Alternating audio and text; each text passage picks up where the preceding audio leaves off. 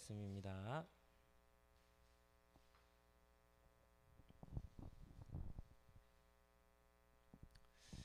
창세기 22장 3절에서 10절입니다. 한 절씩 교독하도록 하겠습니다.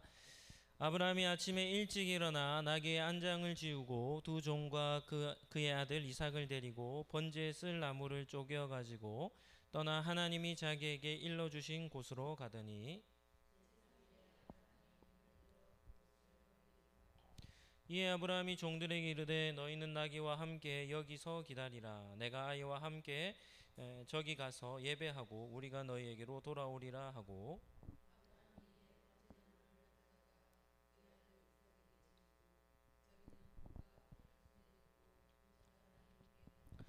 이삭이 그의 아버지 아브라함에게 말하여 이르되 내 아버지여 하니 그가 이르되 내 아들아 내가 여기 있노라. 이삭이 이르되 불과 나무는 있거니와 번제할 어린 양은 어디에 있나이까.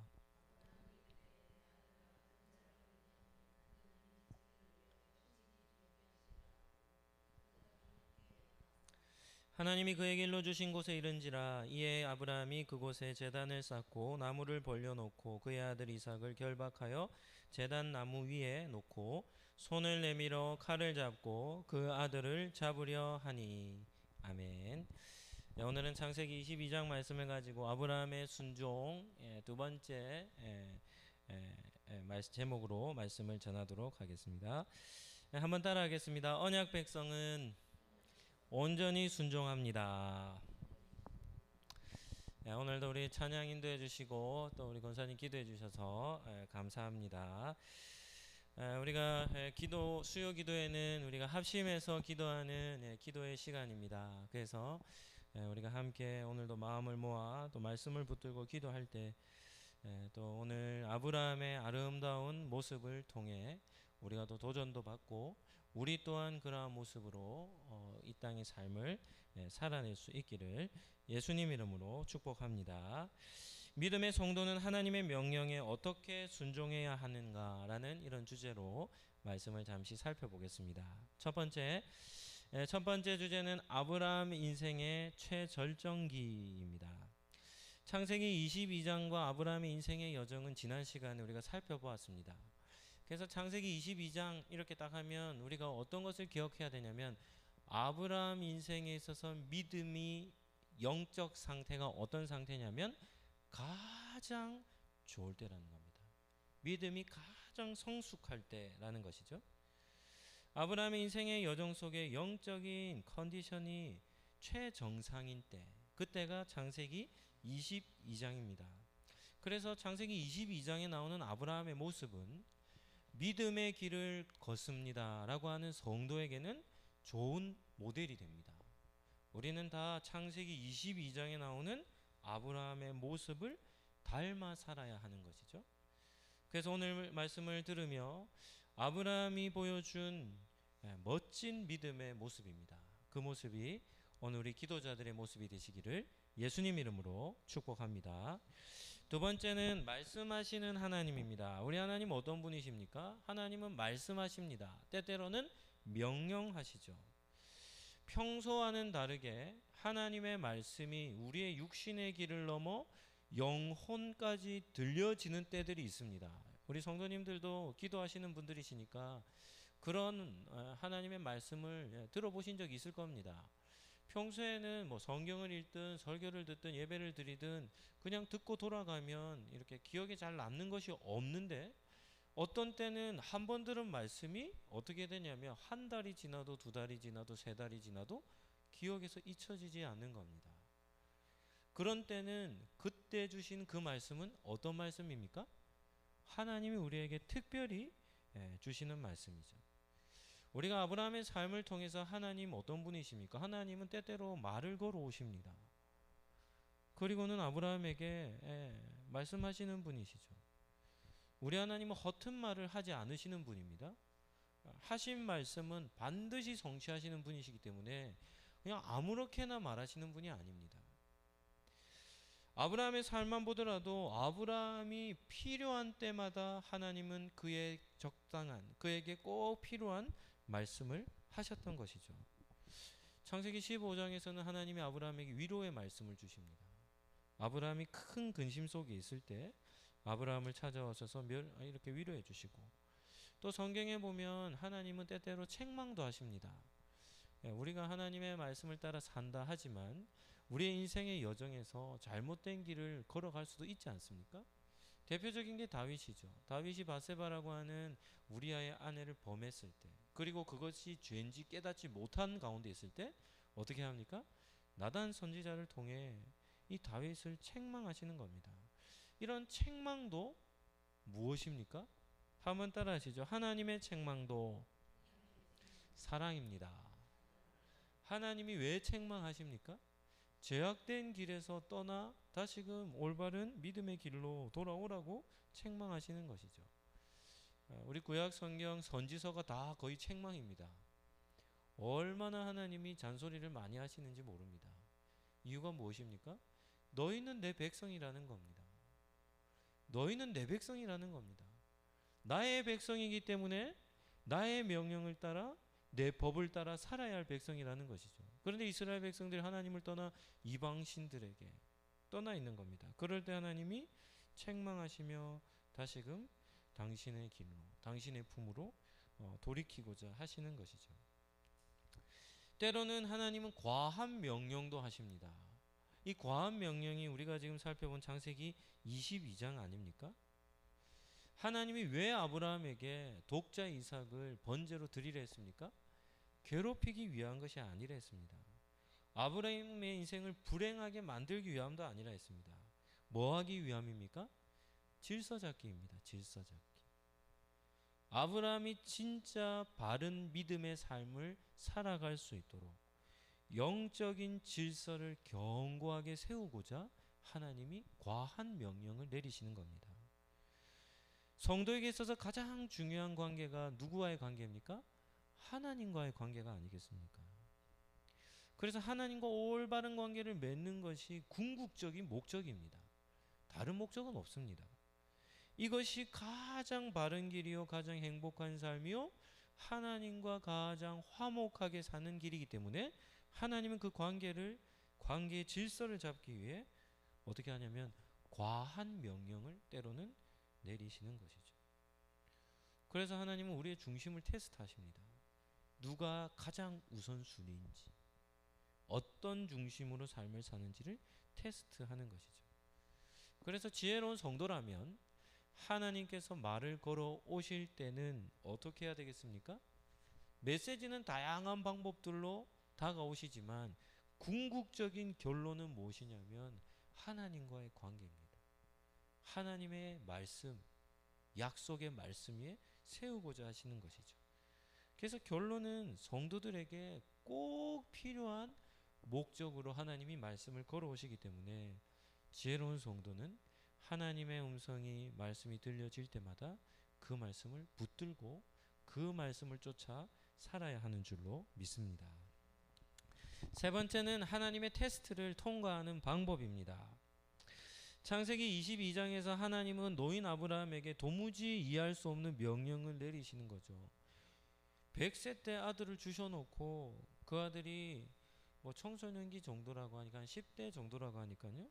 그 정도 성장했을 때에 어떻게 하냐면 도무지 용납할 수 없는 명령을 내리시는 겁니다.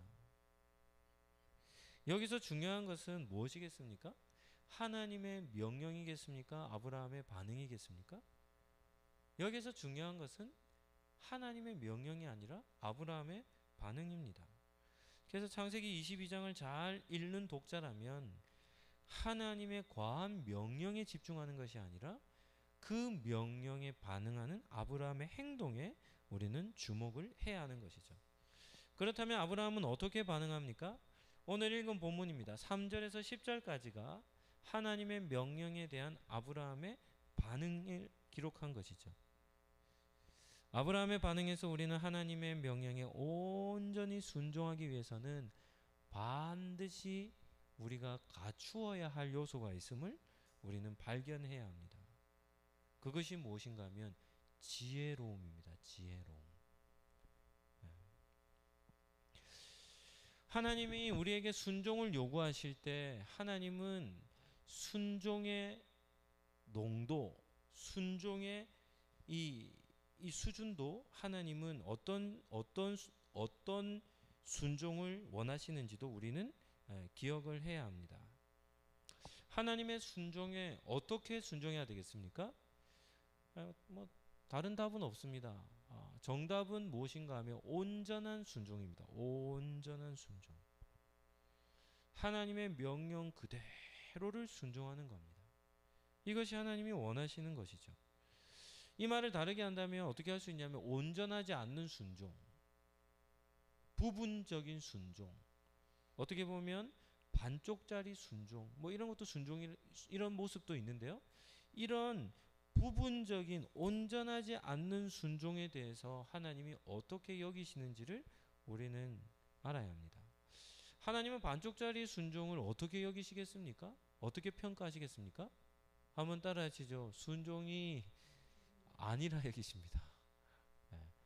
반쪽짜리는 뭐라고요? 순종이 아니라 여기십니다. 다시 말하면 불순종이라 여기십니다. 반쪽짜리 순종에 대한 대표적인 예가 이스라엘 초대왕이었던 사울입니다.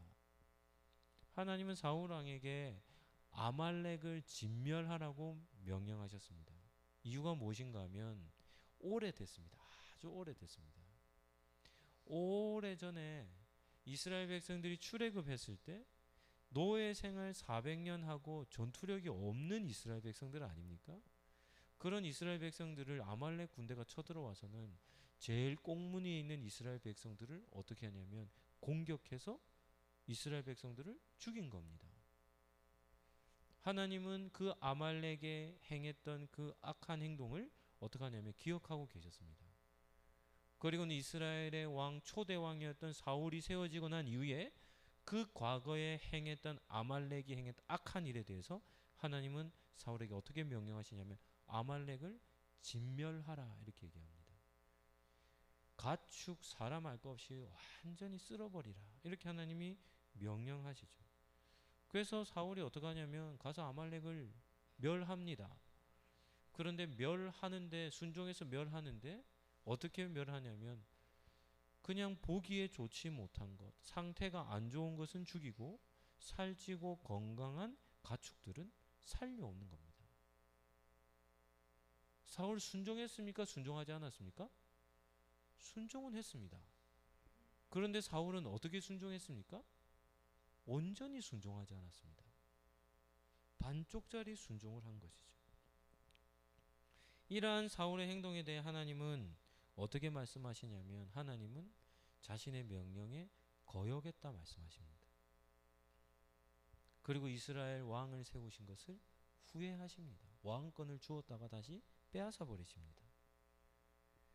부분적인 순종은 하나님의 말씀에 거역하는 불순종이라는 것을 우리는 기억해야 합니다. 아브라함도 마찬가지겠죠. 아브라함에게 이렇게 지금 내려진 명령도 똑같은 성격을 가지고 있습니다. 아브라함에게 어느 정도까지만 순종해도 된다 이런 거 아닙니다. 순종하는 모습만 보여주면 된다 이런 것도 아닙니다. 하나님의 명령에 온전히 순종하기를 하나님은 원하시는 것이죠. 그래서 창세기 22장 하나님이 아브라함을 테스트하죠. 시험하시는 것은 어느 정도입니까?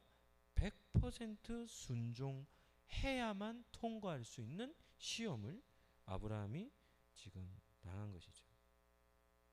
우리는 이러한 이해를 가지고 아브라함의 행동을 우리는 한번 살펴보아야 하는 것입니다.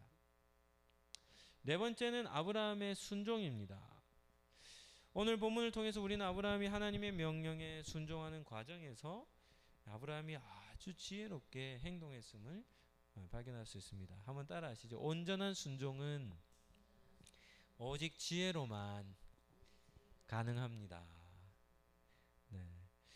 순종하지 못하는 이유, 마음은 있는데 실패하는 이유는 지혜로움이 없기 때문이죠. 그래서 온전한 순종으로 나아가는 과정 속에는 여러 가지 장애물들이 놓여 있기 때문에 그런 장애물 하나하나를 지혜롭게 잘 넘어서야지만 하나님이 내신 그 시험을 온전히 테스트를 통과할 수 있는 것입니다. 오늘 본문을 통해서 아브라함이 넘어야 했던 장애물들 어떤 것이 있었는지 한 4가지 정도로 한번 살펴보도록 하겠습니다. 첫 번째 장애물은 그의 아내 사라였습니다. 아브라함이 이삭을 번제로 드리기 위해 첫 번째 넘어야 했던 큰 장애물입니다. 누구라고요? 그의 아내 사라입니다. 아브라함에게 하나님의 명령은 너무나 고통스러운 것이었지만 아브라함은 순종하고자 마음을 결단했습니다. 그런데 만약 아내 사라가 하나님이 아브라함에게 내린 명령을 알게 됐다고 한다면 사라 어떻게 반응했겠습니까? 제가 남자라서 남자의 편을 드는 게 아니라 어미 된 심정으로서 사라 어떻게 반응했겠습니까? 우리는 앞에서 하갈과 이스마엘의 문제를 가지고 사라가 남편 아브라함에게 아주 강하게 요청했죠. 당장 내쫓으라는 겁니다. 그때 아브라함이 사라의 요구에 어떤 모습을 보입니까? 쩔쩔맵니다. 아브라함이 사라의 요구를 듣고는 거부한다든지 무시한다든지 이런 게 아니라 심히 걱정하는 겁니다. 그러니까 아브라함은 사라의 강한 요구에 어떻게 하냐면 쉽게 거절하지 못하는 남편입니다. 그러니까 하나님의 명령에 자신은 순종할 마음을 갖고 있어도 만약에 사라가 허락하지 않는다라고 한다면 온전한 순종할 수 있겠습니까? 힘들지 않았겠습니까? 그런데 아브라함은 사라 아내의 큰 장애물을 어떻게 뛰어넘습니까? 여기서 아브라함의 지혜를 보게 되죠. 아브라함이 어떻게 뛰어넘습니까? 아내와 의논하지 않습니다. 그에게 알리지 않는 겁니다. 아내에게 이렇게 숨긴다는 것은 좀 그렇지만 어쨌든 아내에게 하나님의 명령을 공유하지 않습니다. 우리가 새벽에 마태복음 10장을 보면 예수님께서 제자들이 사명을 감당할 때 누가 원수라고 얘기합니까? 누가 큰 장애물이라고까지 얘기하죠? 가족이 장애물이 될 수 있다고 얘기하죠. 가족은 우리에게 큰 축복이자 은혜입니다. 그럼에도 믿음의 여정을 걸어갈 때는 때때로 장애물의 역할을 할 때도 있는 거죠. 아브라함은 아내 사라에게 하나님의 명령을 어떻게 하냐면 비밀로 한 겁니다. 이것은 아브라함의 지혜로운 대처였다, 이렇게 이해할 수 있습니다. 두 번째 장애물은 자기 자신이었습니다. 신앙생활을 하면서 우리에게 큰 장애물 중에 하나가 우리 자신입니다. 우리 자신. 타락한 본성을 가진 사람들은 대표적으로 자기를 방어하는 방법이 하나 있는데 그게 무엇인가 하면 자기 합리화입니다. 자기 합리화. 불리한 상황이라든지 곤란한 상황이라든지 위급한 상황이라든지 실수를 했다든지 이렇게 어떤 특정한 상황 속에 놓이면 그 상황을 타개하고자 어떻게 하냐면 합당한 이유를 찾는 것이죠. 그래서 내가 그런 이유로 실수를 했다라고 이렇게 합리화를 시키는 겁니다. 그리고 만나는 사람들에게 이러한 상황 속에서 제가 이런 위치에 놓여 있었기 때문에 그런 일은 어쩔 수 없었다고, 그것이 저에게서는 최선의 방법이었다고 이렇게 말하는 겁니다. 사무엘 선지자가 책망하니까 사울이 그때 뭐라고 얘기합니까? 자기 합리화합니다. 백성들 때문에 백성들의 낯이 두려워서 제가 어쩔 수 없이 살찐 가축은 잡아왔습니다. 이렇게 자기 합리화하는 것이죠. 자기 합리화는 변명과 핑계로 나타납니다. 그런데 중요한 것은 이것입니다. 하나님 앞에서의 자기 합리화, 변명과 핑계는 통하지 않는다는 겁니다. 창세기 22장에 나오는 하나님의 명령 앞에 아브라함은 핑계와 변명거리가 있었습니까? 없었습니까? 핑계 변명되려면 얼마든지 있겠죠. 어떻습니까? 하나님의 명령 너무나도 불합리적입니다. 하나님 명령이 너무 잔인합니다. 하나님 너무 과한 명령 아닙니까? 어떻게 하나뿐인 독자를 번제의 제물로 드리려 할 수 있습니까? 하며 하나님 앞에 얼마든지 따지고 변명과 핑계를 대며 그 명령에 자기 합리화를 행할 수 있는 것이죠. 그런데 아브라함은 어떤 변명도 핑계도 되지 않습니다. 그렇다면 아브라함이 자신이라는 큰 장애물을 극복했던 방법은 무엇이었을까요? 첫 번째는 고민하지 않고 신속하게 그냥 순종하는 아브라함의 모습을 보게 됩니다.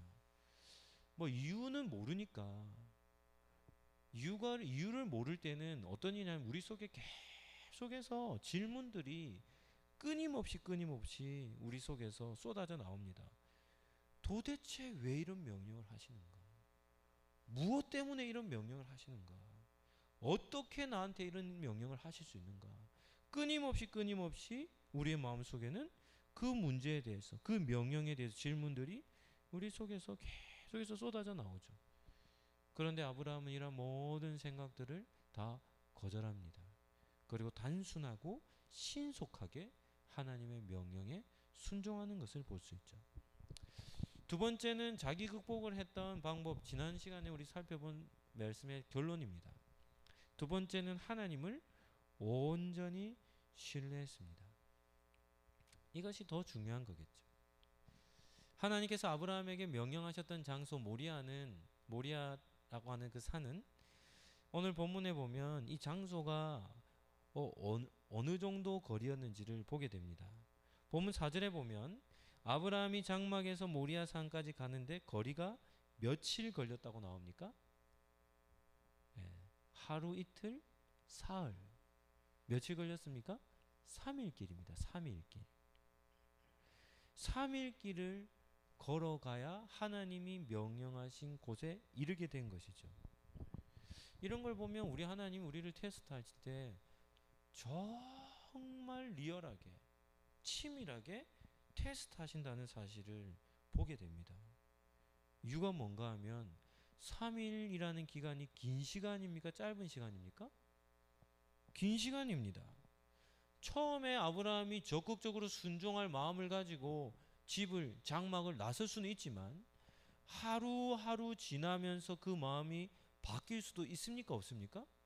바뀔 수도 있죠. 중도 포기하고 돌아올 수도 있지 않겠습니까? 그러니까 하나님이 아브라함에게 명령하신 이 명령을 아브라함은 그 처음에 먹었던 마음을 며칠 동안은 붙들고 있어야 됩니까? 3일 동안은 지켜내야 어떻게 하냐면 하나님의 명령에 온전히 순종할 수 있는 것이죠.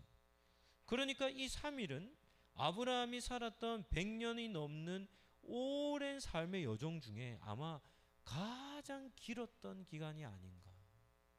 길게 느껴졌던 기간이 아닌가.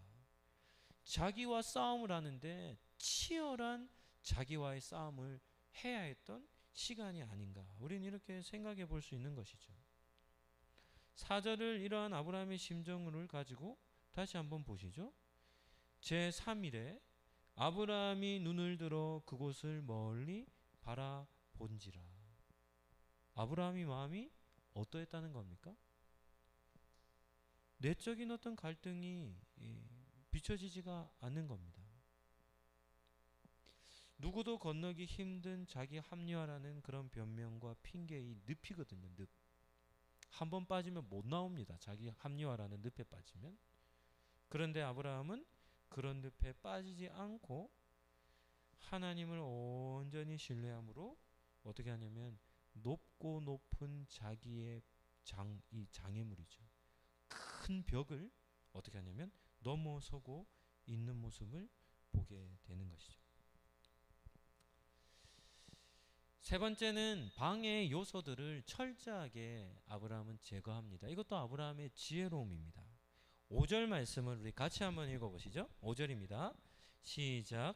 이에 아브라함이 종들에게 이르되 너희는 나귀와 함께 여기에서 기다리라. 내가 아이와 함께 저기 가서 예배하고 우리가 너희에게로 돌아오리라 하고. 아브라함은 하나님께서 명령하신 곳에 이르렀을 때 함께 동행했던 두 종들을 어떻게 하냐면 내버려 둡니다. 어느 특정 장소에 거기에 기다리라고 하고 어떻게 하냐면 이삭과 단 둘이 어떻게 하냐면 모리아 산으로 오르게 되죠. 이유가 무엇이겠습니까? 하나님의 명령에 온전히 순종하고자 할 때에 방해가 되는 요소들을 아브라함이 미리 다 뭐 하는 겁니까? 정리하는 겁니다. 예를 들어서 종들과 함께 가서 제단을 쌓고 아브라함이 이삭을 결박해서 이삭에게 칼을 들고 이삭을 죽이려 한다면 두 종들이 종이지만 주인이 하는 행동을 보고는 어떻게 반응하겠습니까? 주인님, 뭐 하는 짓입니까? 지금 이 아들은 당신의 독자입니다 하고 아브라함이 내려 결단하고 행하고자 하는 순종의 그 길에 뭐가 될 수 있습니까? 장애물이 될 수 있지 않겠습니까? 이런 일이 발생한다면 하나님의 명령에 온전히 순종하지 못하겠죠. 그래서 아브라함은 어떻게 하냐면 가까이 가서는 두 종들을 떼놓고 누구랑만요? 이삭 하나만 데리고 하나님이 명령하신 곳으로 나아가는 것을 볼 수 있죠. 오늘 설교의 중요한 메시지의 핵심은 이것입니다. 온전한 순종을 위해서는 뭐가 필요하다고요? 지혜로움이 필요합니다. 그래야 온전히 순종할 수 있는 것이죠. 아브라함은 자기 장막에서 떠나 3일 동안 모리아 산으로 향하며 오늘 본문의 아브라함의 행동들을 보면 그가 마음속에서 계속 고민했던 바가 어떤 것을 고민했는지를 좀 느끼게 됩니다. 어떤 것을 고민했을까요? 어떻게 하면 하나님의 명령에 순종하지 않을 수 있을까? 다르게 표현하면 어떻게 하면 독자 이삭을 살릴 수 있을까를 3일 동안 고민한 흔적이 별로 없습니다. 아브라함은 어떤 고민을 했냐면 이런 고민을 한 것 같습니다. 어떻게 해야 하나님의 명령에 온전히 순종할 수 있을까? 도리어 순종을 하고자 고민했음을 알게 되죠. 왜냐하면 이러한 고민 끝에 종들까지도 떼어놓는 결정을 한 것이기 때문입니다. 이것이 바로 믿음의 조상 아브라함의 신앙이었던 것입니다. 아브라함이 하나님의 명령을 순종하고자 걸음을 걷고 있는 아브라함의 모습이 보입니까? 지금까지 넘어야 할 이 장애물들이 큰 장애물들인데요. 지금까지는 잘 넘었습니다. 그런데 마지막 넘어야 할 장애물이 하나가 더 있었습니다. 그 마지막 네 번째가 누구였겠습니까? 독자 이삭이었습니다. 이삭은 아버지와 함께 살면서 제사를 드리는 모습을 많이 보았던 것 같습니다. 예배자의 아버지 곁에서 어떻게 하나님께 예배하는지 제사를 드리는지를 잘 알았던 것 같습니다. 어린 10대 때였음에도 불구하고 예배를 드리는 그런 순서나 절차들을 잘 알았던 것 같습니다. 그래서 아브라함이 아버지가 이삭에게 하나님이 명령하신다 번제 드리러 같이 가자 할 때 이삭은 잘 따라 나섰겠죠. 그런데 아버지가 불도 준비하고 나무들도 다 잘라서 쪼개어서 준비하고 나귀에 실어가지고 이제 제사 드릴 준비를 다 해서 가는데 한 가지 제일 중요한 한 가지를 빠뜨리고 가는 겁니다. 그것이 무엇이었습니까? 번제를 드릴 제물을 빠뜨리고 가는 겁니다. 그래서 이삭이 계속 3일 동안 궁금해했던 것 같아요. 그리고는 종들까지 떼어놓고 아버지와 단둘이 이제 남아있을 때 이삭이 입을 열어 아버지에게 묻는 겁니다. 오늘 본문 7절입니다. 7절을 보시죠. 이삭이 그의 아버지 아브라함에게 말합니다. 아버지여. 아브라함이 대답합니다. 내 아들아. 얘기하라는 거죠. 이삭이 말합니다. 불과 나무는 있거니와 번제할 어린 양은 어디 있습니까? 여러분이 아브라함이라면 지금 이삭이 하는 질문을 듣게 된다면 어떻게 반응하시겠습니까? 지금까지 아브라함이 결단하고 넘어야 할 장애물들을 잘 넘어 이제 마지막 최종 목적지까지 이르기 얼마 전입니다. 다 되어가는 그곳에서 이번 번제와 관련되어져 있는 가장 중요한 정곡을 누가 찌르는 겁니까? 이삭이 정확하게 그곳을 딱 찌르는 것이죠. 아브라함이 이삭의 질문을 들었을 때 심장이 쿵쾅거리지 않았겠습니까? 이러한 이삭의 질문, 아브라함에게 있어서는 가장 큰 장애물이자 가장 큰 위기가 아니었겠습니까? 그런데 오늘 아브라함이 이 이삭의 질문에 대답하는 모습을 보면 아브라함의 이 성숙, 영적인 신앙의 성숙함이 얼마나 그런 성숙함이 있었는지를 볼 수 있습니다. 8절을 한번 보실까요? 8절 같이 한번 읽어보도록 하겠습니다. 아브라함이 이르되 내 아들아 번제할 어린 양은 하나님이 자기를 위하여 친히 준비하시리라 하고 두 사람이 함께 나아가서 아브라함의 대답이 어떻습니까? 정말 지혜로운 대답이 아닙니까? 아브라함은 나이만큼이나 신앙이 성숙했습니다. 충분히 당황할 수도 있었겠지만 그러한 위기 속에 그의 대답은 너무나 적합한 믿음의 대답이었죠. 이삭을 속이는 대답도 아니고 하나님을 오해하도록 만드는 대답도 아니었습니다.